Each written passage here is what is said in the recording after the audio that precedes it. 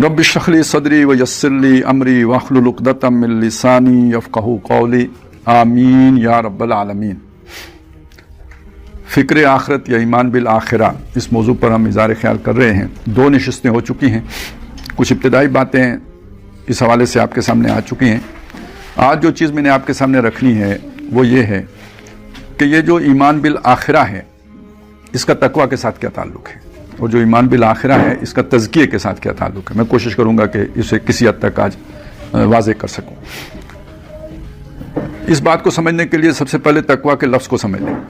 तकवा का बुनियादी मतलब जैसे कि आमतौर पर बयान किया जाता है वो है बचना।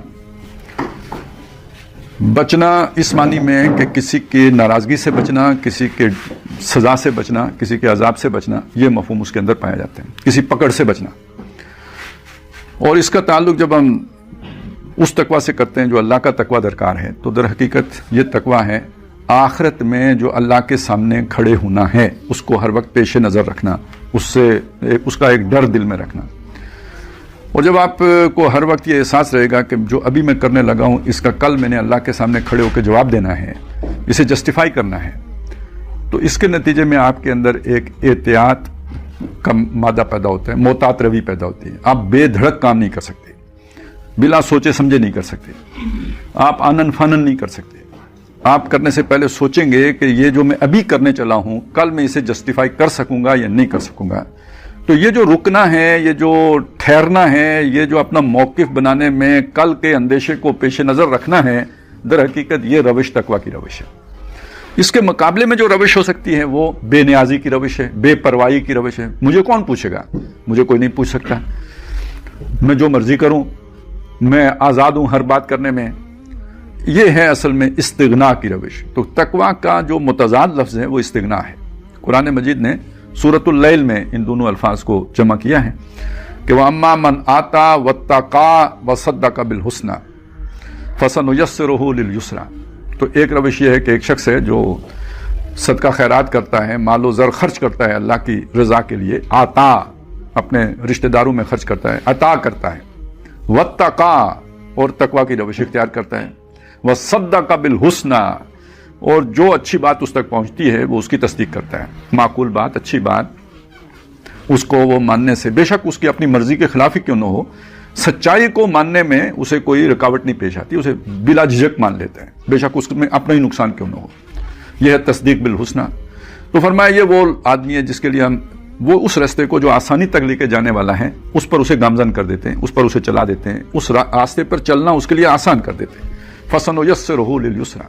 इसके मुकाबले में रविश क्या है, वअम्मा मन इस्तग़ना नहीं, वअम्मा मन बखिला वस्तग़ना वकज़्ज़ब बिल हुस्ना।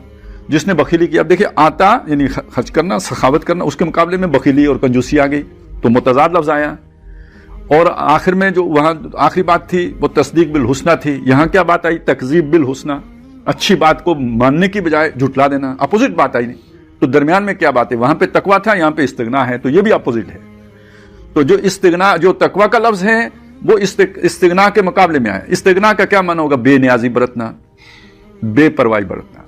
यानी एक शख्स है जिसे परवाह है, एक शख्स है जो कोई डर या खौफ रखता है, उसके मुकाबले में दूसरा शख्स है जिसे कोई डर या खौफ नहीं है, कोई परवाह नहीं है, तो वो उसकी रविश गैर मोहतात होगी। ये मुस्तगनी शख्स है, बेनियाज आदमी है। और वो जो है ना बेनियाज नहीं है, वो समझता है मैं किसी के सामने अकाउंटेबल हूं, तो वो तकवा वाला आदमी है।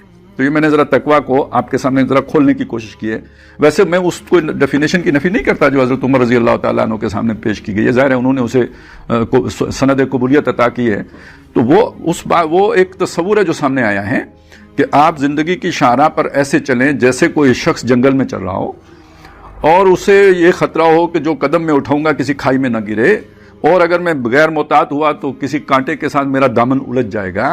तो जो मोहतात रवि वो हर कदम उठाते हुए और हर जो है ना कदम चलने से पहले अपने दामन को बचाने के लिए करेगा, जिंदगी की इस शाहराह के ऊपर हर वक्त चौकन्ना और चौकस रहना कि मुझसे कोई बुराई सादिर ना हो जाए, ये दर हकीकत तकवा की रविश है। तो वो डेफिनेशन अपनी जगह पे बिल्कुल ठीक है। मैं जरा उसकी आपके सामने जरा उसी तस्वुर को खोल के पेश कर रहा हूं कि ये एहतियात पैदा कैसे होती है اور اس احتیاط کے مقابلے میں روش کیا ہے؟ اب اسی رستے پر ایک شخص بے دھڑک جا رہا ہے، قدم سیدھا پڑے یا قدم الٹا پڑے اسے پرواہ ہی نہیں ہے، اور دامن الجھے یا دامن نہ الجھے اس کی بھی اسے فکر ہی نہیں ہے، چنتا ہی نہیں ہے. یہ مستغنی آدمی ہے، اسے کوئی پرواہ نہیں ہے کہ میں گروں گا. یعنی جیسے بچہ کوئی یا بیوقوف آدمی چل رہا ہو تو اسے تو گرنے پڑنے کی کوئی فکر نہیں ہوتی. سلپری سڑک کے اوپر وہ 180 کی سپیڈ سے جا رہا ہے تو استغنا ہے، اسے نہیں پرواہ کہ بھائی سڑک سلپ کرتی ہے. وہ تو جب آگے کوئی چیز آئے گی بریک لگائے گا پھر پتہ چلے گا کہ کیا ہوا ہے، اس کے بعد اس کو عقل آئے گی، اگر آئے گی تو پتہ نہیں پھر آئے گی بھی یا نہیں آئے گی، یا رہے گی یا نہیں رہے گی. لیکن یہ کہ اس کے مقابلے میں وہ شخص ہے جو پہلے ہی سے احتیاط کرتا ہے کہ بھئی اس میں چلیں آگے کوئی کیمرے والا ہوگا، پکڑا جاؤں گا، یا یہ کہ ایکسیڈنٹ ہو جائے گا، یہ محتاط آدمی ہے. تو استغنا اور احتیاط یہ اصل میں چاہ رہا تھا کہ اس کا متضاد بھی ہماری نگاہوں کے سامنے ہو تاکہ اس تقوی کے لفظ کو ہم اچھی طرح سمجھ سکیں. اب یہ والا جو تقوی ہے، اب آپ دیکھیے کہ اس کو قرآن مجید نے کیا بتایا ہے. اس کا سارا تعلق اللہ کے سامنے کھڑے ہونے سے ہے. میں 2 مقامات کم از کم آپ کے سامنے فوری طور پر پیش کر سکتا ہوں. سورہ رحمان میں آیا وَلِمَنْ خَافَ مَقَامَ رَبِّهِ، وہ شخص کے جو اپنے رب کے سامنے کھڑے ہونے سے خوف زدہ رہا. اپنے رب کے سامنے کھڑا ہوں گا، مقام یعنی جا کے سامنے پیشی ہونا، میری پیشی ہوگی اللہ کے سامنے، یعنی اکاؤنٹیبلٹی ہوگی. تو اسی طرح آتا ہے اما من خاف مقام ربہ ونہى النفس عن الہوا، کہ جو اپنے رب کے سامنے کھڑے ہونے سے ڈرا اور اس نے اپنی خواہش کو روکا، اپنے نفس کو روکا خواہش کرنے سے. تو نفس کا گھوڑا تو منہ زور ہے. جو بے پرواہ شخص ہوگا وہ اس کی گریٹیفیکیشن کے لیے ہر حربہ استعمال کرے گا، لیکن جسے اپنے رب کے سامنے کھڑے ہونے کا ڈر ہوگا وہ اپنے نفس کی باگیں روک کے رکھے گا کہ یہ سرپٹ اگر دوڑا تو یہ ادھر مجھے دوزخ میں پٹکے گا. اب یہ دیکھیں نا، یہاں 180 پہ گاڑی چلائی تو کسی موڑ سے نیچے جائیں گے تو یہ تو چلیں کوئی چھوٹا حادثہ ہو جائے گا، لیکن اگر یہ زندگی کی گاڑی ہی سرپٹ چلا دی بغیر جو ہے نا تقویٰ کے تو پھر دوزخ کے گڑھے میں گریں گے نا. ہے دونوں طرف گڑھا، ادھر کوئی کھائی ہے ادھر وہ گڑھا ہے جس میں جا کے گرنا ہے. تو جسے یہ معلوم ہے کہ آگے جا کے اکاؤنٹیبلٹی ہونی ہے، اللہ کے سامنے کھڑے ہونا ہے، اس کے اندر یہ ڈر اور خوف ہوگا کہ وہ گاڑی زندگی کی احتیاط سے چلائے. یہ اس احتیاط سے گاڑی چلانے کا نام تقویٰ ہے. یہاں سے اصل میں وہ تزکیے کے عمل کا آغاز ہوتا ہے. نہن نفس کو روکنا ہے نا، تو روکنے کی بنیاد کیا بنے گا؟ اپنے رب کے سامنے کھڑے ہونے کا خوف. تو تزکیے کا پہلا قدم اٹھے گا کہاں سے؟ ایمان بالآخرہ سے. کہاں سے اٹھے گا؟ اللہ کے سامنے کھڑے ہونے کے ڈر سے. یہ چیز ہے جو آپ کے نفس کے منہ زور گھوڑے کو روکنے میں آپ کو طاقت فراہم کرتی ہے. تو یہ پہلی بات یہ ہو گئی، نفس کو روکنا. اب مسئلہ ذرا تھوڑا اس سے آگے چلائیں. یہ صرف نفس کی خواہشات مطلب بھوک کی خواہش ہے یا کوئی جنس کی خواہش ہے یا کوئی لالچ ہے یا کوئی اس طرح کی چیز، یہی کچھ تو نہیں ہے نا، بہت کچھ ہے. اب آپ دیکھیں کہ اس دنیا میں اللہ نے بھیجا ہے تو کتنی جو ہے نا ٹیمپٹیشنز دنیا کے اندر موجود ہیں. بنیادی طور پہ بھیجا امتحان کے لیے. اب دیکھیں یہاں سے وہ تطہیر افکار کا معاملہ شروع ہو رہا ہے. دنیا ہے، عظیم اکثریت لوگوں کی وہ ہے کہ اسی پر جو ہے نا مرمٹے ہیں، اسی دنیا کے پیچھے چل پڑے ہیں. قرآن کا نقطہ نظر کیا ہے کہ دنیا کیا ہے؟ یہ متاع الغرور ہے، دھوکے کا سامان ہے. لیکن اس وقت کیا دنیا میں یوں ہی سمجھا جاتا ہے کہ یہ دھوکے کا سامان ہے؟ دیکھیں نا، یہ تو قرآنی جو ہے نا وہ نقطہ نظر ہے کہ یہ دھوکے کا سامان ہے. مسلمانوں کو ایک طرف رکھے، مسلمان دنیا میں ہے کتنے؟ 1.5 ارب. اگر آج دنیا 7 ارب انسانوں، 5.5 ارب تو وہ ہے نا کہ جو سمجھتے ہیں کہ دنیا کوئی دھوکے کا سامان نہیں ہے، اسی دنیا کو تو بنانا ہے، سنوارنا ہے، چلانا ہے، اسی لیے تو بنا بھی لیے نا. وہ ستاروں سے آگے جہاں اور بھی ہیں، تو ابھی مریخ پہ جانا ہے، چاند پہ جانا ہے، پتہ نہیں کدھر کدھر. ہم اپنی سوچ ہے، اپنا ظرف ہے. ہماری گھوڑا دوڑے گا بھی تو بیریا ٹاؤن تک دوڑے گا. انہوں نے اب سوچ رہے ہیں کہ بھائی کوئی بیریا ٹاؤن جا کے مریخ پہ بنائیں. ٹھیک ہے، تو چلیں سردیاں جا کے ادھر گزارا کریں یا گرمیاں گزارا، وہ تو بعد میں دیکھیں گے نا کہ ادھر کے موسم میں کیا چیز ایڈجسٹ ہوتی ہے. تو یہ چیز ہے کہ اب دنیا بناؤ جس کے اندر جو ہے نا بڑی رغبت ہے، اسی میں الذین ضل سعیہم فی الحیاۃ الدنیا، اس میں گم ہے ساری زندگی جو ہے نا وہ سوچ. تو یہ پہلی بات تو یہ ہو گئی کہ اس دنیا کی زندگی میں کے بارے میں ہمارا نقطہ نظر کیا ہونا چاہیے. اس کو سیدھا بھی ایمان بالآخرہ کرتا ہے کہ دنیا کو آپ آخرت کے تناظر میں دیکھیں گے تو متاع الغرور ہے، آخرت سے کاٹ کر دیکھیں گے تو بہت حسین و جمیل ہے. اور اصل میں امتحان ہے یہ، الذی خلق الموت والحیات لیبلوکم ایکم احسن عملا. موت اور حیات امتحان کے لیے بنائی ہے. یہ دنیا کی زندگی امتحان کے لیے. امتحان ہوگا کیسے؟ انا جعلنا ما علی الارض زینۃ لہا، زمین کے اوپر یہ جو کچھ بھی ہے نا اس کو ہم نے اٹریکٹیو بنا دیا، پرکشش بنا دیا. لنبلوہم ایہم احسن عملا، تاکہ اس کے ذریعے سے ہم انہیں جانچیں اور پرکھیں کہ اچھے عمل کرنے والا کون ہے. کیا مطلب ہوا اس بات کا؟ دنیا انہیں اپنی طرف کھینچے گی، متاع الغرور، دھوکے کا سامان اپنی طرف اٹریکٹ کرے گا۔ اگر وہ سمجھدار ہوئے، سیانے ہوئے، عقل مند ہوئے، بصیرت والے ہوئے، تقوی والے ہوئے، تو وہ اس چمک دھمک کے اوپر ٹوٹیں گے نہیں، گریں گے نہیں، بلکہ یہ کہ وہ اس حقیقت جو ابھی نظر نہیں آ رہی، ایمان بالغیب کی، وہ آخرت کی جنت کے لیے طلبگار ہوں گے۔ اگر وہ نہیں ہوگا تو دنیا کو جنت بنانے کے چکر میں چل پڑیں گے۔ امتحان یہ ہے۔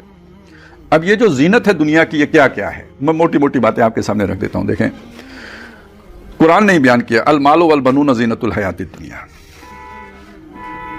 بیٹے ہیں، مال ہے دنیا کی زندگی کی زینت۔ اب بیٹوں میں پوتے، بھتیجے، نواسے، بھانجے سب آ جائیں گے نا، جو بھی آپ کے ایک سٹیپ ڈاؤن ہیں وہ سب وہ بیٹوں میں آ جائیں گے، آل اولاد۔ اور مال صرف پیسہ نہیں ہے، مال مویشی، ڈھور ڈنگر، جائیداد، زمین، باغات، کیریئر، پروفیشن، یہ ساری چیزیں مال میں ہی آتی ہے نا، کاروبار، یہ سب مال میں آئے گا۔ جب صرف مال کا لفظ ہوگا تو یہ سارا مال ہے۔ تو ان میں اٹریکشن ہے یا نہیں؟ آپ مانتے ہیں یا نہیں؟ اور کتنی زوردار اٹریکشن ہے، کتنی پاورفل اٹریکشن ہے۔ اتنا پاورفل تقوی ہوگا کہ نہیں، یہ تو سارا کچھ اپنی جگہ پہ ہے، میں نے تو اللہ کے سامنے جانا ہے، تو اس سے کٹیں گے نا، نہیں تو یہ اپنی طرف کھینچ لے گا۔ یعنی آپ ذرا وہ اس کی گریوٹی کا اندازہ تو لگائیں نا، اس کی کشش جو اس کی ہے نا، یہ اپنی طرف جس زور سے کھینچتی ہے، اتنا ہی زور سے کھینچنے والا تقوی آخرت کا ہوگا، تو تب جا کے بیلنس قائم ہوگا نا۔ اگر ادھر سے ڈھیلے ہوئے تو ادھر تو خود بخود چپکیں گے نا جا کے ان چیزوں کے ساتھ، جبکہ دنیا کی اکثریت چپکی ہوئی ہے۔ میں نے تو 1.5 ارب مسلمان علیحدہ کر دیے تھے، آپ کیا سمجھتے ہیں واقعی 1.5 ارب مسلمان جو ہے نا وہ دنیا سے کٹے ہوئے ہیں؟ وہ تو کوئی خال نظر آئیں گے اس طرح، جو اس طرح سوچتے ہوں، وگرنہ یہ کہ دنیا کا ٹرینڈ تو یہی ہے، دنیا بنانی ہے۔ اب دیکھیں، اسی میں وہ حدیث بھی لے آئیں جس پر اب مسلمان بھی ہنستے ہیں، الدنیا سجن المومن وجنت الکافر، دنیا مومن قید خانہ ہے اور کافر کی جنت ہے۔ یہ پتہ نہیں، ہمیں تو شاید نہ اندازہ ہو، لیکن آپ کسی جدید پڑھے لکھے جو اپنے شائن کر رہا ہے، آپ ایکسل کر رہا ہے، اس کے سامنے یہ حدیث پیش کریں، وہ کہے گا اسی طرح کی تو حدیثوں نے مسلمانوں کا بیڑا گرک کیا ہے، ہماری تباہی تو پھیری ہی نہیں ہے حدیثوں نے۔ اور یہ مولوی اس لیے ترقی کا دشمن ہے کہ جب یہ اس طرح کے حدیثیں پڑھا کے لوگوں کا برین واش کر دیتا ہے، نکمے لوگ، تو دنیا آگے نکل گئی، ہم پیچھے رہ گئے۔ ٹھیک ہو گیا؟ کیا مسئلہ ہے؟ سوچ سیدھی نہیں ہے، کیونکہ ویژن میں آخرت ہے ہی نہیں۔ وہ یہ چند روزہ زندگی پر فوکس کر کے بیٹھ گیا نا، اس سے آگے دیکھ ہی نہیں سکا بیچارہ۔ اگر اسے پتا ہو وہ ابد الآباد کی زندگی اور وہ جس چیز پہ بیس کرتی ہے وہ یہ تو نہیں ہے، وہ تو کسی اور چیز پر بیس کرتی ہے، والباقیات الصالحات خیر عند ربک ثوابا وخیر املا، وہ تو بالکل دوسری چیز ہے۔ تو میں اس وقت آپ کے سامنے یہ رکھ رہا تھا کہ یہ جو زینت کی چیزیں ہیں، ان کی اٹریکشن کتنی شدید ہے، کتنی زوردار ہے، تو کتنا زوردار ایمان چاہیے کہ ان سے کٹ سکیں۔ تزکیہ اس شے کا نام ہے، یہ افکار کا تزکیہ ہو رہا ہے۔ آپ کو فکر دنیا نہ ہو، فکر آخرت ہو۔ یہ وہ پہلی چیز ہے، جب تک یہ والا مسئلہ حل نہیں ہوگا، دل کی گرہ نہیں کھلے گی۔ تیرے ضمیر پہ جب تک نہ ہو نزول کتاب، گرہ کشا ہے نہ راضی نہ صاحب کشاف۔ آپ تفسیریں پڑھ لیں، قرآن پڑھ لیں، درس سن لیں، یہ والی گرہ اگر نہیں کھلی آپ کی، تو آپ کے تطہیر نہیں ہو، آپ کا دماغ نہیں کھلے گا۔ اس کو قرآن کہتے ہیں ہم پردہ طاری کر دیتے ہیں، انہیں سمجھ نہیں آتی۔ وَإِذَا قَرَأْتَ الْقُرْآنَ جَعَلْنَا بَيْنَكَ وَبَيْنَ الَّذِينَ لَا يُؤْمِنُونَ بِالْآخِرَةِ حِجَابًا مَسْتُورًا وَجَعَلْنَا عَلَىٰ قُلُوبِهِمْ أَكِنَّةً أَن يَفْقَهُوهُ وَفِي آذَانِهِمْ وَقْرًا۔ اے نبی جب آپ قرآن پڑھتے ہیں، چلیں باقیوں کو تو چھوڑیں، ابھی ہم پڑھ کے آئے ہیں، مولوی صاحب بھول بھی گئے، انہوں نے پتہ نہیں کس کے ذمہ لگایا بھولنا، تو ہم تو بھول چوک بھی ہو جاتی ہے نا۔ تو نبی صلی اللہ علیہ وسلم سے کہا جب آپ پڑھتے ہیں تو آپ کے اور قرآن کے اور وہ جو سننے والے ہیں ان کے درمیان ہم پردہ طاری کر دیتے جو نظر نہیں آتا۔ لیکن وہ کون لوگ ہیں جن کے پر ہم پردہ طاری کرتے ہیں؟ ابو بکر پر تو نہیں کرتے، عمر پہ تو نہیں کرتے، وہ لوگ ہیں جو آخرت پر ایمان نہیں رکھتے۔ اب آپ کو یہ سمجھ آئی ہوگی کہ نقطۂ نظر میں جو بنیادی فرق پیدا کرتا ہے وہ ایمان بالآخرہ پیدا کرتا ہے، اور اس فرق کے بعد پھر صورت بنتی ہے کہ اب قرآن آپ کے لیے کھلے گا یا آپ کے لیے بند ہو جائے گا۔ تو یہ تو پہلا قدم، یعنی قرآن کا فہم حاصل کرنے کے لیے بھی ضروری یہ ہے کہ آپ کو آخرت کا یقین ہو، اللہ کے محاسبے کا یقین ہو، تب قرآن اپنے پرت آپ پر کھولے گا۔ اب اسی کو لے کے اس اصول پر چلے جائیں گے، یضل بہ کثیرا ویہدی بہ کثیرا، اسی قرآن کے ذریعے سے بہت سے لوگ ہدایت بھی پاتے ہیں، بہت سے لوگ گمراہ بھی ہوتے ہیں، فرق کیا شے ڈالے گی؟ اگر ان کی محبوب دنیا ہے تو قرآن کی آیتیں پیش کر کے گمراہ ہوں گے۔ کتنے دانشور ہیں، کتنے اسکالر ہیں، کتنے موٹیویٹنگ اسپیکر ہیں، موٹیویشنل اسپیکر ہیں، کتنے جناب وہ ہیں جو توحید پر لیکچر دیتے ہیں، لیکن وہ اندر سے کھوکھلے ہیں اور خالی ہیں اور پٹھیاں پٹیاں پڑھائیں گے۔ یہ مورلسٹ کا لفظ آیا نا، اس کے ساتھ ایک اور لفظ بھی استعمال ہوتا ہے، مورلائزر۔ یہ دونوں کا فرق معلوم ہے آپ کو، مورلسٹ اور مورلائزر؟ جو ایک پروفیسر ہے وہ علم الاخلاق کا ماہر ہے، وہ لیکچر دیتا ہے، باقی کرتوت کیا کرتا ہے اس سے کوئی غرض نہیں، وہ جا کے شراب پیتا ہے، کلبوں میں زندگی بسر کرتا ہے، یہ نہیں، وہ لیکچر دیتا ہے، یہ مورلسٹ ہے۔ اور مورلائزر وہ ہیں کہ جو خود ایک سینٹ ہے، ایک نیک پرہیزگار انسان ہے، اور وہ دوسروں کو ٹرانسفارم کرتا ہے، ان کو نیکی کے اور تقوی کے راستے پہ لے کے چلتا ہے، یہ مورلائزر ہے۔ تو اب یہ ایک مورلسٹ کو مورلائزر بنانے والی شے کیا ہے؟ وہ ایمان بالآخرہ ہے۔ اگر ایمان بالآخرہ نہیں ہوگا تو وہ بس مورلسٹ ہوگا، لیکچر دے گا، بہت اچھا لیکچر دے گا، آپ کہیں گے اوہ توحید تو جو اس نے بیان کی تاریخ میں کبھی کسی نے بیان ہی نہیں کی، بالکل بیان کی ہوگی، لیکن اس کے اپنے عمل دیکھیں گے، اس کی زندگی دیکھیں گے، وہ کچھ کسی اور رخ پر ہی چل رہی ہوگی۔ اگر کبھی قریب جانے کا موقع ملے تو بہت قریب سے لیڈروں کو دیکھا ہے میں نے، بہت قریب سے کچھ وہ والی جو چکر ہوگا، تو جو کہوں تو گردش لیل و نہار رک جائے، تو وہ پھر ایسی کرتوتیں سامنے آئیں گی لیڈروں کی، جو ہوں گے بہت بڑے دینی اسکالر، لیکن اندر سے یہ ہوگا کیا مسئلہ ہے؟ مسئلہ یہ ایمان بالآخرہ ہے یا ایمان بالآخرہ نہیں ہے؟ تو میں نے آپ کو بتایا کہ یہ متاع الحیات الدنیا کا ایک پہلو، یہ المال والبنون زینت الحیات الدنیا۔ تقریباً 90% لوگ تو اسی میں گم ہو کے رہ جاتے ہیں، لیکن دنیا صرف اتنی نہیں ہے، دنیا اس سے آگے بھی ہے، لیکن دنیا یہ بھی ہے کہ اقتدار وہ بھی زینت ہے، لیکن ظاہر ہے اتنی اونچی اڑان ہر آدمی کی نہیں ہوتی۔ فرعون بننے کی خواہش بہت تھوڑے لوگوں کے اندر ہوتی ہے، پاورفل، اتھارٹیٹیو، وہ جیسے ہے نا، آپ بھی بندہ پاگل ہو جاتا ہے اقتدار ہاتھ سے نکل جائے تو یہ اس طرح کے لوگ تھوڑے ہوتے ہیں۔ اس کے ایک چھوٹے سی جھلک اگر آپ نے دیکھنی ہو تو یہ جو ساس بہو کے اصل مسئلے ہوتے ہیں نا، وہاں پہ ایک اقتدار پہلے سے قائم ہوتا ہے، اس اقتدار کو شیئر کرنے کے لیے ایک اور ملکہ عالیہ تشریف لے آتی ہیں، تو پھر دو ملکوں کا ٹکراؤ ہو جاتا ہے۔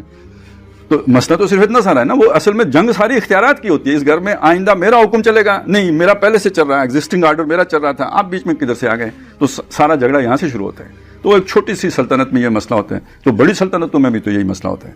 تو جن کی پہنچ ذرا اوپر ہوتی ہے تو وہ پھر اس سطح پہ سوچتے ہیں۔ اس میں بھی آیا تلک الدار الاخرۃ نجعلھا للذین لا یریدون علوا فی الارض ولا فسادا، وہ آخرت کا گھر صرف ان لوگوں کے لیے مخصوص ہے جو دنیا میں بلندی نہیں چاہتے، سر بلندی، اقتدار، اس کے خواہش مند نہیں ہوتے۔ اور ظاہر ہے اقتدار کی جنگ کے نتیجے میں پھر فساد ہوتا ہے۔ علو ہوگا جہاں پہ میں بڑا بننا چاہتا ہوں، آپ بھی بڑھنا چاہتے ہیں، تو آپ کو میری ٹانگ کھینچنی پڑے گی اور مجھے آپ کی ٹانگ کھینچنی پڑے گی، تو پھر اس ہاتھیوں کی لڑائی میں جھاڑیوں کی تو بہت ساری خرابی پیدا ہو گئی، یہ فساد ہے۔ تو لا یریدون علوا فی الارض ولا فسادا، تو آخرت کا گھر تو مخصوص ان لوگوں کے لیے۔ اب جس کے اندر تقویٰ ہوگا تو وہ یہ علو بھی تو نہیں چاہے گا نا، ارج ٹو ڈومینیٹ، اس میں بھی اپنے آپ کو تھام کے رکھے گا، اپنی اس خواہش کو بھی قابو کر کے رکھے گا، تو یہ بھی تطہیر ہوگی اس کی سوچ کی، اس کے خیال کی، اس کے نظریے کی، اس کی اپروچ کی، یہ بھی ایک شے ہے۔ اب آ جائیں ذرا نیک لوگوں کی طرف، یعنی آپ نیکی کی طرف آ گئے، اللہ رسول کی بات کرنے کی طرف آ گئے، تو کیا آپ میں کوئی دنیا کا لالچ نہیں ہو سکتا؟ میں اس لالچ کی بات ہی نہیں کر رہا، مال اولاد اقتدار کے لالچ کی بات نہیں کر رہا، میں اور بات کر رہا ہوں۔ ایک شخص ہے جو عالم دین ہو گیا، اس نے بڑی محنت کر کے علم حاصل کیا، اس کے بعد اب اس کی خواہش ہوگی کہ اس کے اسٹوڈنٹ بہت زیادہ ہو جائیں، نہیں ہوگی؟ اس کا ایک مدرسہ ہوگی کہ نہیں ہوگی؟ ایک شخص جو ہے نا وہ تقویٰ کے راستے میں آگے نکلا، مرشد بن گیا، یہ آج کل والا مرشد سوشل میڈیا والا نہیں، اصلی والا مرشد بن گیا، لوگوں کو ہدایت پر گامزن کرنے والا مرشد بن گیا۔ اب جب وہ بن گیا، کیا اس کی خواہش نہیں ہوگی کہ اس کے مریدوں کی تعداد بڑھ جائے؟ کیا اس کی خواہش نہیں ہوگی کہ اس کی کوئی خانقاہ بن جائے جہاں پہ اس کے بعد بھی یہ نیکی کا کام چلتا رہے؟ یہ ساری دین کی باتیں ہیں یا نہیں ہیں؟ دین کی باتیں لگتی ہیں نا، لیکن یہ کہ تقویٰ کا تقاضا یہ ہے کہ بندہ اس سے بھی اوپر اٹھ جائے، اس سے بھی مستغنی ہو جائے، اصول پر ڈٹا رہے، حق پر کھڑا رہے، خواہ کوئی جڑے یا کٹے اس کی پرواہ نہ کرے، تب وہ آخرت کے لیے کام کرے. خالصۃ للہ کام تو تب ہوگا. لیکن اللہ کے لیے یہ کام تبھی ہو سکتا ہے کہ جب ایمان بالآخرہ زندہ جاوید اس کے سامنے، برننگ فیتھ کی صورت میں اس کے سامنے موجود ہو، ہر آن موجود رہے. وگرنہ یہ کہ وہ لڑک جائے گا، جو وہاں کی عام رائے ہے، رجحان ہے، جو ٹرینڈ ہے، اس کی طرف لڑک جائے گا. لوگوں کو قابو کرنے کا طریقہ کیا ہے، لوگوں کو اپنے پیچھے چلانے کا طریقہ کیا ہے، ان طریقوں کی طرف چلا جائے گا. یہ وہ چیز ہے جسے سورہ کاف میں جس سے روکا، نبی صلی اللہ علیہ وسلم کو روکا. وَاصْبِرْ نَفْسَكَ مَعَ الَّذِينَ يَدْعُونَ رَبَّهُمْ بِالْغَدَاةِ وَالْعَشِيِّ يُرِيدُونَ وَجْهَهُ وَلَا تَعْدُ عَيْنَاكَ عَنْهُمْ تُرِيدُ زِينَةَ الْحَيَاةِ الدُّنْيَا. یہ میں نے ایک ہی سانس میں سارا اس لیے پڑھا، یہ ایک ہی جملے میں اگر آپ رکھیں گے تو تب سمجھ میں آئے گی. اے نبی اپنی جان کو، اپنے آپ کو، اپنے نفس کو روک کر رکھیں. دیکھیں وہ روکنے کی بات ہے، جیسے ہوا خواہش سے روکنے کی بات ہے، ایسے روکنے کی بات یہاں بھی ہے. اپنے نفس کو روک کر رکھیں صرف ان لوگوں کے ساتھ جو اپنے رب کو صبح و شام یاد کرتے ہیں. تو اصل میں نفی کس چیز کی ہے؟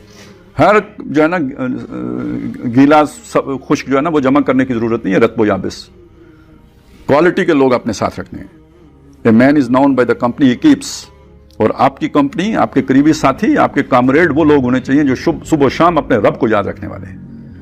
دنیا میں جتھا بڑا کرنے کے لیے، جماعت بڑی کرنے کے لیے، گروہ بڑا کرنے کے لیے، اپنا جو ہے نا وہ انفلوئنس بڑھانے کے لیے ہر کسی کو اپنے پیچھے لگانے کی ضرورت نہیں ہے. وَلَا تَعْدُوا عَيْنَاكَ عَنْهُمْ، ان سے آپ کی نگاہیں آگے نہ جائیں. اب وہ بات آئی تُرِيدُ زِينَةَ الْحَيَاةِ الدُّنْيَا، دنیا کی زندگی کی زینت کی تلاش میں. اس کا مطلب ہے جتھا بڑا ہونا بھی دنیا کی زینت ہے. تو ایک بندہ مومن کو اس سے بھی اوپر رہنا چاہیے. تو اب آپ دیکھیں، اس کا مطلب ایک دیندار آدمی کو بھی ہر وقت آخرت مستحضر رہے گی تو تب وہ اس کی سوچ سیدھی رہے گی، نہیں تو اس کی سوچ میں ایک نئی طرح کی ٹیڑھ آ جائے گی. وہ مال و دولت کے پیچھے تو شاید نہ جائے، وہ اقتدار کے پیچھے تو شاید نہ جائے، لیکن اپنا جتھا بڑا کرنے کے پیچھے چلا جائے گا. اپنی مسجد بنانے کے چکر میں چلا جائے گا، خانقاہ بنانے کے چکر میں چلا جائے گا، مدرسہ بنانے کے چکر میں چلا جائے گا. جب بن جائے گا تو یہی اس کی جاگیر بن جائے گی. اب اس کو اقتدار کسے دینا ہے؟ ظاہر ہے یہ محنت میں نے کی ہے تو میرے ہی بچے اس کو لے کے چلیں گے تو یہ کنٹینیوٹی رہے گی. آج کل وہ ایکسٹینشن دیتے ہیں تو کیوں دیتے ہیں؟ پالیسیوں میں تسلسل رہے نا. تو اب ابا جی کے کام کو بیٹا جی جتنا اچھا لے کے چلیں گے کوئی اور تو نہیں لے کے چل سکتا. اصل مسئلہ کیا ہوتا ہے، آپ نے اتنا بڑا ایک انفراسٹرکچر کھڑا کر دیا، اسٹیٹ کھڑی کر دی ہے نا، تو اب وہ اپنی اولاد ہی کو منتقل کرنے کا دل کرے گا، وہ کسی دوسرے کو آپ کیسے حوالے کر دیں گے؟ تو آپ اس امتحان کو سمجھیے. ترید زینت الحیات دنیا، اس کی کتنی جہتیں ہیں. اس سب پر اپنے آپ کو قابو پا لینے کا نام ہے، احتیاط کرنے کا نام ہے، اپنے آپ کو روک لینے کا نام ہے تزکیہ. تزکیہ اس کو کہتے ہیں. ہر جگہ پر آپ رک جائیں، جدھر آپ کو خواہش لے کے جا رہی ہے ادھر نہ جائیں، بلکہ اس سے پہلے اپنے آپ کو روک لیں اور اس سب کو متاع الغرور سمجھیں، دھوکے کا سامان سمجھیں. یہ آپ کا پوائنٹ آف ویو ہو.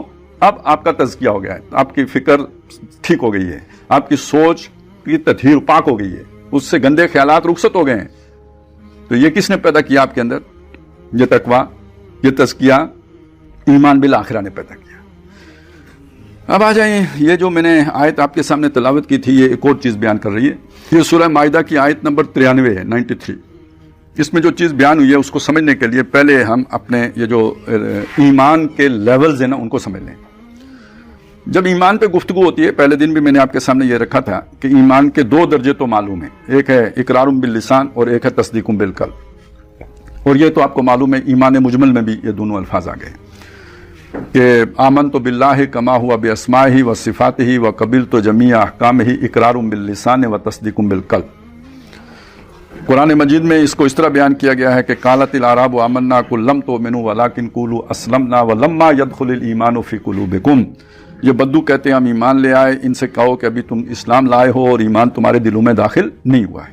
تو اس کا مطلب ہے دل میں ایمان کے داخل ہونے کا مطلب ہے تصدیق قلب، اور اسلام لانے کا مطلب ہے شہادت اسلام، اشہد ان لا الہ الا اللہ و اشہد ان محمدا عبدہ و رسولہ. اسے آپ شہادت بھی کہہ سکتے ہیں، اقرار باللسان بھی کہہ سکتے ہیں، اسے اسلام بھی کہہ سکتے ہیں، اسے قانونی ایمان بھی کہہ سکتے ہیں. اور وہ جو دل میں ایمان اتر گیا اسے آپ ایمان حقیقی بھی کہہ سکتے ہیں، تصدیق قلبی بھی کہہ سکتے ہیں، ایمان بھی کہہ سکتے ہیں. ٹھیک ہے، یہ 2 درجے تو ہمیں عام معلوم ہیں. اب اس کے ساتھ ایک بات اور سمجھ لیجئے، یہ جو پہلا درجہ ہے ایمان اقرار باللسان، اس کے ساتھ ضروری نہیں ہے کہ عمل بھی ہو. اس کے ساتھ ضروری نہیں ہے کہ عمل بھی ہو. لہذا اس ایمان کے ساتھ عام طور پر عمل کا ذکر علیحدہ آئے گا. الا الذین آمنوا وعملوا الصالحات. لیکن وہ جب تصدیق قلبی کی صورت اختیار کر لیتا ہے تو اب عمل اس کا حصہ بن جاتا ہے, وہ اس سے جدا رہتا ہی نہیں ہے. کیونکہ یقین وہ شے ہے کہ جو عمل پر لے کے جانے والی چیز ہوتی ہے. آپ کا یقین ہے کہ انگارہ جلاتا ہے, آپ جانتے بوجھتے کبھی انگارہ نہیں پکڑیں گے. آپ کا شک ہے کہ سانپ کا ڈھسا مر جاتا ہے, شک ہے, کیونکہ ہر سانپ کا ڈھسا نہیں مرتا. کوئی پتہ نہیں 1-2% سانپ ہیں جو ڈس لیں تو بندہ مر جاتا ہے. ہم ہر سانپ سے ڈر جاتے ہیں, کم بخت یہ وہ 2% والا نہ ہو. وہ ویسے اسی سے مثل بھی ایک مشہور ہے نا کہ وہ کہا جاتا ہے کہ کتے کے آگے سے نہ گزرا جائے اور گدھے کے پیچھے سے نہ گزرا جائے. پھر لوگوں نے اس کو بڑے مختلف نام, مطلب اس کو حکمتیں اس کی بیان کی ہیں اور طرح طرح کے لوگوں کا ذکر کیا اس میں. کوئی کسی نے کہا جی وڈے افسر تو اگوں میں گزرا جائے, ٹھیک ہے, وہ دیکھ لے گا کسی نہ کسی کام پہ لگا دے گا, وہ پتہ نہیں پیچھے کس سے نہ گزرا جائے. چلیں بہرحال ایک بات سمجھ میں آئی نا کہ یہ ریئر ہے, لیکن یہ کہ پھر آپ ڈرتے سب سے ہیں. کبھی کبھی ہوتا ہے لیکن کیا پتہ یہ وہی ہو. وہ کہتے ہیں جی اصول تو یہ ہے کہ بارکنگ ڈاگ سیلڈم بائٹ, لیکن کیا پتہ یہ کم وقت کب بھونکنا بند کر کے کاٹنا شروع کر دیں. اس لیے ہر کتے سے ڈرنا چاہیے, وہ بھونکے یا نہ بھونکے اس سے ڈرنا چاہیے کہ یہ اس کی مرضی ہے بھونکنا بند کر کے کاٹنا شروع کر دے, یہ آپ کے اختیار میں تو نہیں ہے, لہذا آپ بھونکنے والے سے بھی ڈریں. تو یہ صورت بنتی ہے. جو آپ کا یقین ہوتا ہے آپ کا عمل اس کے تابع ہوتے ہیں. تو ایمان اگر حقیقی ہوگا تو عمل کو علیحدہ بیان کرنے کی ضرورت ہی نہیں. جب صرف اکیلا ایمان کا لفظ آئے گا تو اس کا مطلب یہ ہے کہ یہ اس ایمان کی بات ہو رہی ہے جو دل میں اتر چکا ہو. جو ایمان دل میں اتر گیا یعنی یقین کی صورت اختیار کر گیا, تو یقین بھی سب کا ایک جیسا نہیں ہوتا. سب کا یقین ایک جیسا نہیں ہوتا. مثلا ایک یقین یہ ہے جس کا ذکر قرآن مجید میں آیا ہے, ان نظن الا ظنا وما كنا بمستيقنين. نہیں ہے ہم مگر ایک خیال سا تو آتا ہے لیکن کامل یقین نہیں ہوتا. یہ صورت بھی ہوتی ہے آدمی کی, ایک خیال سا تو آتا ہے لیکن کامل یقین نہیں ہوتا. اور یقین کی ایک کیفیت یہ بھی ہے کہ گویا کہ بالکل آپ کے سامنے ہے, وہ حقیقت ہے غیب کی بات, لیکن ایسے لگتا ہے آپ کو کہ جیسے آپ کے سامنے ہو. تو یہ گویا اس یقین کی آخری درجہ ہو سکتا ہے کہ ایک اندیکھی شے کو آپ دیکھی بھالی شے کی طرح محسوس کر رہے ہو. یہ آخری درجہ ہو سکتا ہے. تو اب دیکھیے بات کہاں سے چلی, اقرار سے چلی. آپ نے ایک بات کو عقلاً تسلیم کر لیا اور اس کا اقرار کر لیا, لیکن وہی بات آپ کے دل تک پہنچ گئی, یہ اس کا دوسرا درجہ ہو گیا. اور دل میں پہنچنے کے بعد اس آخری درجے تک پہنچ گئی کہ گویا ایک بالکل جیسے زندہ جاوید حقیقت ہو, اس طرح آپ کے دل میں جا کے جاگزی ہو گئی. یہ یقین کی آخری کیفیت ہے. اس کو اسلام جو ہمارے ٹرمز ہیں یا ٹرمنالوجی ہے اس میں کیسے بیان کیا جاتا ہے. جیسے میں نے کہا وہ اسلام ہے, ایک شہادت, تو یہ جو اس تصدیق ہے یہ ایمان ہے. اور ایمان کا وہ درجہ کہ جو بالکل آنکھوں دیکھی صورت اختیار کر لے اسے احسان کہتے ہیں. احسان کا معنی حسن ہے, حسن سے بنا یہ کسی شے کو حسین انداز میں کرنا, خوبصورتی سے کرنا. تو پھر اس کا تعلق اعمال سے بھی جوڑا گیا کہ کوئی عمل بہت اچھے طریقے سے سر انجام دینا. ابھی نماز پڑھی کسی نے, اس نے بس جیسے تیسے کی, اپنے ارکان پورے کیے, سلام پھیرا اور آ گیا. بیچ میں 1-2 دفعہ بھول گیا تو سجدہ ساو کر کے جان چھڑائی اور واپس آ گیا. اور ایک آدمی وہ ہے جس کی نماز ہے کہ گویا وہ حضوری کی کیفیت میں اللہ کے سامنے جیسے کھڑا ہے, جیسے حشر کے میدان میں نماز پڑھ رہا ہو, جیسے جنت میں نماز پڑھ رہا ہو. اس نے پوری نماز اس طرح ادا کی. دونوں کی نماز ظاہراً بھی ایک جیسی ہوگی نہیں. یہ جس نے بھگتائی ہے وہ تو جلدی جلدی پڑھ, آپ کو نظر آ رہا ہوگا یار یہ اس کو بہت زیادہ کام ہے, کوئی دکان کا شٹر کھلا چھوڑ کے آ گیا, اس نے جلدی سے واپس جانا, نظر آ رہا ہوگا آپ کو اس کی ادائیگی سے. اب وہ جو ڈوب کے پڑھ رہا ہے وہ بھی تو نظر آ رہا ہوگا آپ کو, اس کے سجدے کی کیفیت آپ کو لگ رہی ہوگی, اس کے تعدیل ارکان سے پتہ چل رہا ہوگا یہ بندہ ڈوب کے نماز پڑھ رہا ہے. تو وہ ایک کی نماز آپ کو حسین و جمیل معلوم ہوگی, دوسرے کی بس اس نے گزارا کر لیا, فرض پورا کیا, چلیں وہ گناہ سے بچ گیا. تو یہ ایک نماز یہ بھی ہے. تو گویا جتنا آپ کا یقین گہرا ہوگا اس گہرے یقین کا اتنا ہی زیادہ اثر آپ کے عمل پر پڑے گا. آپ اسے یوں سمجھ لیجئے, ایک آدمی ہے جو کسی کے پاس اس نے دیہڑی داری کے لیے گیا ہے اور وہ بندہ اسے کام بتا کے چلا گیا. اب عام طور پہ جیسے مزدور لوگ مزدوری کرتے ہیں, ایک بیلچہ چلایا, پھر اس نے ادھر ادھر دیکھا, پھر 10 جیب سے اس نے وہ نسوار کی پڑیا نکالی, پھر اس ایک چٹکی لی, پھر اسے منہ میں ڈالا, پھر تھوکا, پھر ایک اور بیلچہ چلایا, پھر 5 منٹ کے بعد اگلے بیلچے کی باری آئی, دیہڑی پوری ہو گئی, 8 گھنٹے لگائے. اچھا وہی جو چلا گیا وہ جائے نہ اس کے سر پہ کھڑا ہو جائے اور وہ بھی وہ کہ کوئی سزا بھی دے سکتا ہو، تو اب وہ دیہڑی کیسے لگائے گا؟ اب وہ بیلچہ کیسے چلائے گا؟ ہر کام بڑی جو ہے نا پرفیکشن کے ساتھ وہ سر انجام دے گا. تو گویا اس کے کام میں حسن آ گیا. کیوں؟ مالک سر پہ کھڑا ہے. اب اس کو سامنے رکھ کر ذرا احسان کی جو تشریح کی گئی ہے حدیث میں، حدیث جبریل میں یہ تینوں سٹیجز بیان کی گئی ہے نا. حضرت جبریل آئے نبی صلی اللہ علیہ وسلم کے پاس، پوچھا اسلام کیا ہے، تو وہ یعنی وہی شہادت اور نماز اور اس کا روزے ارکان اسلام کا ذکر کر دیا. پوچھا ایمان کیا ہے، اس میں وہ اگلی بات بھی آ گئی، خیر شر ساری باتیں آ گئی. اور پھر جب پوچھا احسان کیا ہے، تو اس کے جواب میں نبی صلی اللہ علیہ وسلم نے فرمایا، اس میں مختلف روایات ہیں. ایک روایت یہ ان تعبد اللہ کانک تراہ، تم اللہ کی بندگی کر ایسے کرو، عبادت ایسے کرو کہ گویا کہ تم اسے دیکھ رہے ہو. اب وہی دیکھنے والی بات آ گئی. اب اس سے لوگوں نے یہ سمجھا کہ سچ مچ دیکھ رہے ہو. یہ مطلب نہیں ہے گویا کہ دیکھ رہے ہو، یعنی وہ جو میں نے آپ کو مثال دی ہے، سچ مچ کدھر کوئی اللہ کو دیکھ سکتا ہے؟ انہ نور کیف یرا، وہ نور ہے، اسے کیسے دیکھا جا سکتا ہے؟ تو یہ سچ مچ دیکھنے والا اصل میں مغالطہ ہے جو بعض لوگوں کو لائق ہو گیا. وہ پتہ نہیں کڑے علم لدنی دے پیچھے پہ گئے کہ اللہ نو ویکھن واسطے علم لدنی چاہیے، تو وہ پھر پتہ نہیں لدنی ہی ہو گئے. تو یہ مسئلہ ہی نہیں ہے کہ اللہ کو دیکھا جائے، مسئلہ یہ ہے کہ عمل ایسے کرو گویا کہ اللہ کو دیکھ رہے ہو. تو جو دیکھتے ہوئے جتنا حسن عمل کے اندر آئے گا، اس طرح کی کیفیت تمہارے عمل میں نظر آنی چاہیے، عبادت میں نظر آنی چاہیے. ان تعبد اللہ کانک تراہ، گویا کہ کا لفظ ہے کانک تراہ. اور اگر یہ تو بہت اونچا درجہ ہو گیا، فإن لم یکن تراہ، اگر تم اسے نہیں دیکھ سکتے تو فإنہ یراک، وہ تو تمہیں دیکھ رہا ہے نا. چلے یہ دوسرا، یعنی یہ اس یقین کا ذرا دوسرا لیول آ گیا. اعلیٰ ترین کیا ہے؟ گویا تم دیکھ رہے ہو. اچھا یہ اگر ممکن نہیں ہے تو کم از کم اتنا ہو جائے کہ تمہیں یہ یقین ہو کہ وہ تمہیں دیکھ رہا ہے، تو تمہارا عمل بہت حسین ہو جائے گا. تو عبادت کا لفظ بھی آیا ان تعبد اللہ کانک تراہ فإن لم یکن تراہ فإنہ یراک. ان تعمل للہ، ایک روایت میں ان تعمل، تم اللہ کے لیے عمل کرو. کوئی بھی عمل ہے، اب ایک کام آپ اللہ کے لیے کر رہے ہیں، مسجد کے لیے چندہ مانگ رہے ہیں، اس میں اپنی دیہڑی نہیں ہے آپ کی، خالص اللہ کے لیے، اللہ کی رضا کے لیے کر رہے ہیں، تو چندہ مانگنے کا طریقہ ڈالا بھی ہو سکتا ہے، اور یہ کہ گویا کہ تم اللہ کو دیکھتے ہوئے یہ کام کر رہے ہو، تو اب اس میں کتنا حسن آ جائے گا. کوئی آدمی پوسٹر لگا رہا ہے کوئی دینی کام کا، تو پوسٹر لگاتے ہوئے بھی وہ بینر لگا رہا ہے. کوئی بھی کام جب وہ کر رہا ہے، جیسے تم عمل کرو جیسے کہ تم اللہ کو دیکھ رہے ہو. فإن لم یکن تراہ فإنہ یراک، تم اسے نہیں دیکھ سکتے تو وہ تو تمہیں دیکھ ہی رہا ہے. یعنی یہ اگر کیفیت ہو تو اس عمل کے اندر خوبصورتی آ جائے گی. اب دین کا کام کرو گے، تحریک کا کام کرو گے، جماعت کا کام کرو گے، جو بھی نماز پڑھو گے، روزہ رکھو گے، جو کام بھی کرو گے، اب اس کے اندر حسن ہوگا، اسے بہتر سے بہتر طور پر انجام دینے کی کوشش کرو گے. یہ احسان ہے. اب ان تین درجے ہیں، دیکھیں، پہلا اسلام، دوسرا ایمان، تیسرا احسان. ان تین درجوں پر چڑھانے والی طاقت کون سی ہے؟ دیکھیں ہیں تو درجے نا، ایک سے اوپر دوسرا. اوپر جانے کے لیے طاقت چاہیے ہوتی ہے، نہیں فورس چاہیے نا، انرجی کنزیوم ہوگی تو آپ اوپر جائیں گے. وہ انرجی کون سی ہے؟ وہ موٹیویٹنگ فورس کون سی ہے؟ اس کو یہ آیت نمبر 93 بیان کر رہی ہے، درجہ اول سے لے کے درجہ آخر تک. اب دیکھیں اس آیت کو ذہن میں رکھیں.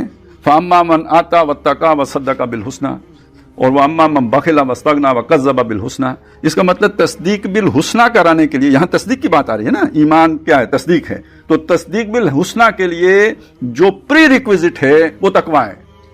گویا پہلے سے کوئی اللہ کا ڈر، کوئی خوف کسی نہ کسی درجے میں ہوگا، اکاؤنٹیبلٹی کا احساس ہوگا. آپ بات کو توجہ سے سنیں گے. اگر کوئی اکاؤنٹیبلٹی کا احساس سرے سے نہیں ہے، بندہ بات ہی نہیں سنے گا، کیونکہ اس کے مطلب ہی کی نہیں ہے. اس بات کے نتیجے میں اس کا کوئی فائدہ ہی نہیں ہے. پھر تو اس کے دل پر جسے کہا گیا مور لگی ہوتی ہے، وہ اس لیے لگی ہوتی ہے. اب اس کو ذہن میں رکھ کر یہ ایک پورا اس کا بیک گراؤنڈ ہے، پس منظر ہے، اس کو بیان کرنا ہوگا. وہ یہ ہے کہ عرب میں لوگ شراب پیتے تھے اور پانی کی طرح پیتے تھے. یعنی شاید اتنا ویسٹ میں آج شراب پینے کا رواج نہیں ہے جتنا اس وقت عرب میں رواج تھا. بہت ساری چیزیں جو آج ویسٹ میں ہمیں بہت عجیب و غریب لگتی ہیں، یہ عرب معاشرے میں تب موجود تھی. مطلب خواتین کے معاملے میں بھی بہت ڈھیلے ڈالے تھے. بس یہ تھا کہ نکاح کرتے تھے، وہ 70 بھی کر لیتے تھے، تو طلاقیں بھی دیتے تھے اور بھی نکاح کرتے رہتے تھے اس معاملے میں بڑے یعنی کھلے ڈلے، کوئی وہ ایک کھونٹے سے بندنے والے نہیں تھے. اسی طرح شراب کا معاملہ تھا، ان کی گھٹی میں پڑی ہوئی تھی، اور اتنے عادی تھے کہ قرآن مجید نے بھی بتدریج شراب کو حرام کیا. لیکن جب آخری حکم آ گیا کہ حرام ہے، اور اس کے ساتھ جو ہے نا بڑی سخت باتیں آ گئی، رجس من عمل الشیطان، یہ گندگی اور شیطان کے کاموں میں. اب انہیں خیال آیا یار یہ تو ہم اتنے سالوں سے پی رہے ہیں, تو یہ تو ہمارے خون میں شامل ہو گئی ہوئی ہے, تو یہ کتنا, اب انہیں بے چینی ہوئی کہ یہ تو پھر گندے ہیں, ناپاک ہیں, رجس من عمل الشیطان, تو یہ تو ہمارے اندر دھسی ہوئی ہے, پیوست ہوئی ہے, تو یہ تو ہمارے اندر سے گندگی جائے گی کیسے. اس پر انہیں اطمینان دلانے کے لیے 93 نمبر آیت اتری ہے. تو فرمایا لیس علی الذین آمنوا وعملوا الصالحات جناح, جو لوگ ایمان لائے, نیک اعمال جنہوں نے کیے, یعنی جو مسلمان ہیں, ان پر کوئی گناہ نہیں ہے, جو اللہ کے فرما بردار بندے ہیں ان پر کوئی گناہ نہیں ہے. فی ما طعموا, جو کچھ اس سے پہلے کھا پی چکے, لیکن کیوں نہیں گناہ اس اگر یہ کریں تو اذا متقوا, جب انہوں نے اب تقوی کی روش اختیار کر لی ہو, پچھلے کیے کرائے سے تائب ہو گئے ہوں, پلٹ آئے ہوں. اب یہ یہاں سے اب وہ بات شروع ہو رہی ہے, اذا متقوا, جب انہوں نے تقوی اختیار کیا, وآمنوا, اور ایمان لائے, وعملوا الصالحات, اور نیک اعمال کیے. اب ایمان کے ساتھ نیک اعمال کے بھی ذکر ہے, تو گویا یہاں ایمان شہادت کے معنوں میں آیا ہے, اقرار باللسان کے معنوں میں آیا ہے, اور اس لیے اس کے ساتھ اعمال صالحہ کا ذکر علیحدہ آ گیا ہے. اگلی بات بتائی ثم اتقوا, پھر انہوں نے تقوی اختیار کیا, وآمنوا, اور ایمان لائے, ثم اتقوا, انہوں نے اور تقوی اختیار کیا, واحسنوا, اور درجہ احسان پہ فائز ہو گئے. اب یہ جو ساری وضاحت میں نے اس سے پہلے آپ کے سامنے کی ہے, یہ آپ کے سامنے نہ ہو, اس آیت کو آپ کیا سمجھ سکیں؟ اذا متقوا وآمنوا وعملوا الصالحات ثم اتقوا وآمنوا ثم اتقوا واحسنوا, بندہ ادھر ہی چلا ہو جائے گا کہ بھئی کیا مطلب ہے ان باتوں کا. آمنوا وعملوا الصالحات ثم اتقوا وآمنوا, پھر ایمان آ گیا, ثم اتقوا واحسنوا, پھر احسان آ گیا. تو وہ جو وضاحت میں نے آپ کے سامنے ساری تمہیداً رکھی تھی, وہ اس لیے رکھی تھی کہ یہ بات آپ کی سمجھ میں آئے. یہ 3 درجے ہیں, ایمان اور عمل صالح, یہ اقرار باللسان کا درجہ ہے. ایمان اکیلا یہ در حقیقت تصدیق بالقلب کا درجہ ہے, اور احسان وہ درجہ ہے ایمان کے اندر وہ یقین کی کیفیت, گویا کہ تم اسے دیکھ رہے ہو. اب ان تینوں درجوں پہ لے کے جانے والی طاقت کون سی ہے؟ تقوی. اذا اتقوا وآمنوا وعملوا الصالحات ثم اتقوا وآمنوا ثم اتقوا واحسنوا. اور تقوی کی بنیاد کیا ہے؟ اللہ کے سامنے کھڑے ہونے کا احساس, محاسبہ اخروی.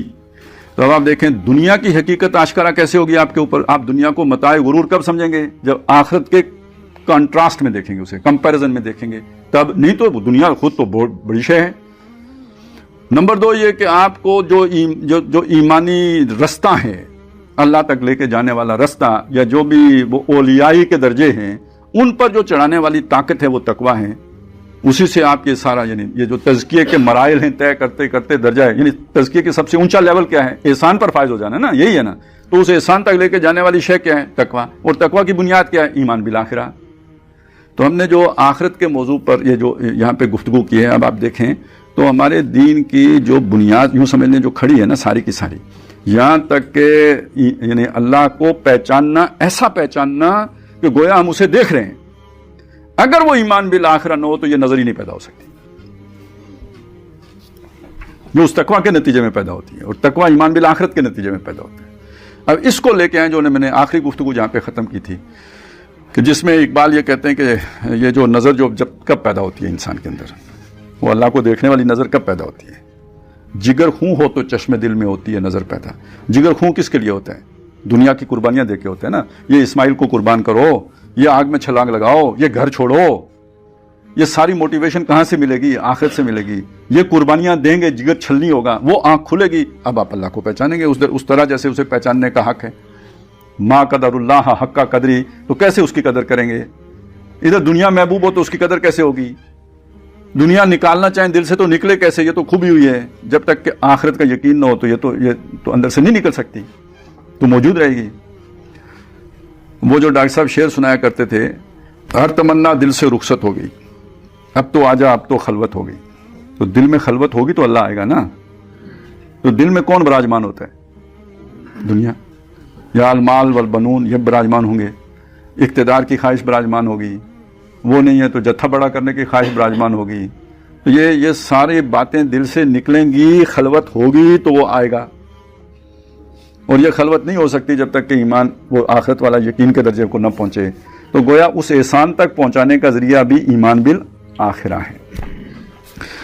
تو سارا تزکیہ اس کے ذریعے سے, اور یہ تطہیر افکار اس کے ذریعے سے, اس کے بغیر نہیں ہو, یعنی ایمان بالآخرہ کے ذریعے سے. قرآن مجید کا حقیقی فہم ایمان بالآخرہ کے ذریعے سے. اچھا اسی میں وہ ایک مقام آتا ہے جسے یہ جو احسان کا مقام ہے نا، جس میں یہ بصیرت انسان کو حاصل ہو جاتی ہے. جب دیکھیے تقویٰ کا لفظ یہ ہے نا جس کو کہا گیا راس الحکمت مخافت اللہ، حکمت کی چوٹی اللہ کا خوف ہے. جی حکمت دانائی کو کہتے ہیں نا. وائز مین کون ہے؟ جس کے اندر اللہ کا خوف آ گیا. چھوٹی چھوٹی باتیں بھی وزڈم میں آئیں گی، سب سے بڑی وزڈم یہ ہے کہ آپ کے اندر اللہ کا خوف آ جائے. یہ جو اللہ کا خوف اس طرح آتا ہے تو اس کے نتیجے میں جو احسان کی کیفیت ہے یہ ہے جسے مقام رشد کہا گیا ہے. اگر آپ سورہ بقرہ کا رکوع نمبر 23 دیکھیں جہاں رمضان کے احکام آئے ہیں، تو پہلے روزہ رکھو تقویٰ پیدا ہو. کتب علیکم الصیام کما کتب علی الذین من قبلکم لعلکم تتقون. اس سے اگلا درجہ شکر کا بیان ہوا ہے. وہ جو آتے ہیں نا کہ شہر رمضان الذی انزل فیہ القرآن ھدی للناس وبینات من الھدی والفرقان فمن شہد منکم الشہر فلیصم من کان مریضا او علی سفر فعدۃ من ایام اخر یرید اللہ بکم اليسر ولا یرید بکم العسر ولتکملوا العدۃ ولتکبروا اللہ علی ما ہداکم لعلکم تشکرون.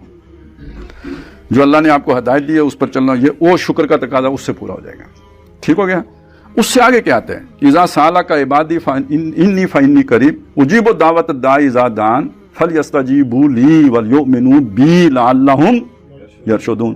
تقویٰ، شکر اور رشد، یہ ساری عبادت جو ہے یہ شکر کا مظہر ہے. اور یہ جو ساری قربانیاں ہیں یہ اصل میں مقام رشد کا تقاضا ہے. تو جو اللہ کی خاطر ہر قربانی دے سکے وہ ہے جو رشد پر فائز ہوتا ہے. اولئک هم الراشدون. تو یہ جو رشد ہے یہ سمجھ کا وہ لیول ہے جسے حکمت کہا گیا. یہ سمجھ کا وہ لیول ہے جو احسان کے نتیجے میں پیدا ہوتا ہے. تو سب کی بنیاد کیا بنا؟ تقویٰ بنا. تو اس کو سمجھ لیں کہ یہ اہمیت ہے اصل میں. اچھا ویسے قرآن مجید آپ پڑھیں تو کوئی حکم اللہ نے نہیں دیا جس کے ساتھ تقویٰ کا ذکر نہ کیا ہو.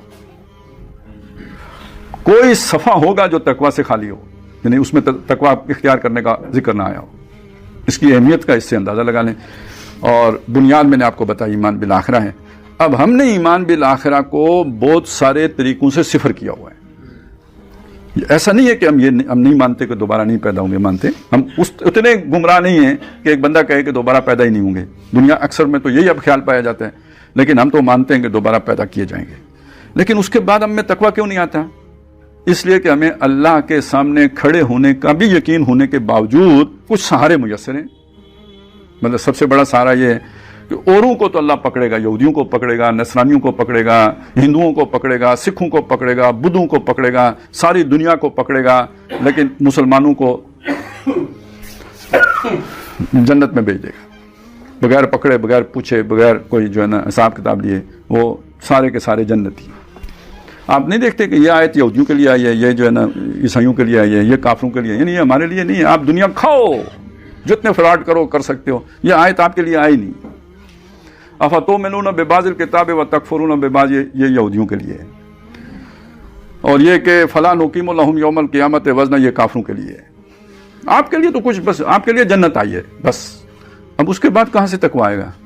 جس بندے کا یہ خیال بن جائے کہ میں تو جنتی ہوں، مجھے تو پکڑا ہی نہیں جانا، خار ہیں، بدکار ہیں، ڈوبے ہوئے ذلت میں کچھ بھی ہیں مگر تیرے محبوب کی امت میں ہیں.